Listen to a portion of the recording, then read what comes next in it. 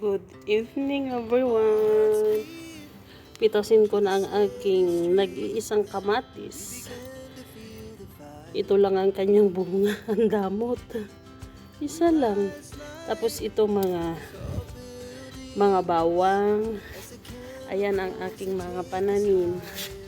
Sibuyas. Ayan. At tapos may tanim pa akong mint. Ayan. Ayan, mga bawang, sibuyas, tapos yung waragadas na inilalagay sa kanilang pagkain. Bawang din. At yan, sibuyas. Ayan. Magdilig ako sa aking mga pananim ngayon. Inshallah, magiging tong mga bawang ko. Kakabunga ng marami. Ayan. Tapos itong sibuyas ko, na siya, mamumulaklak na.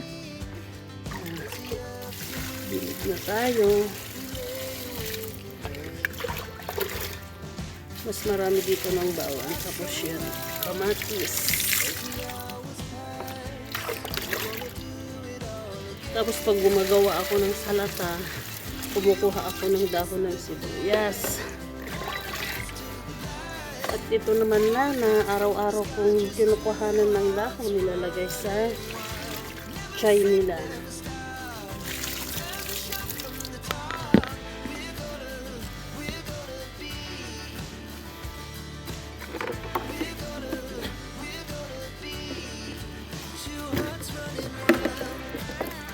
Tuwang-tuwa na si madam ko.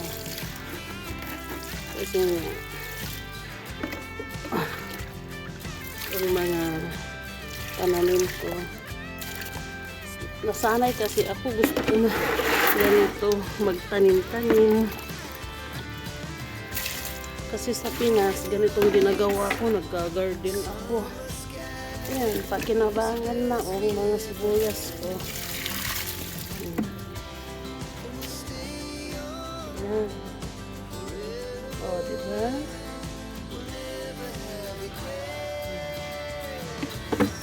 Itong kamatis ko lang, Diyos ko, nag-iisang bunga. Yan lang ang ganyan bunga, iisa.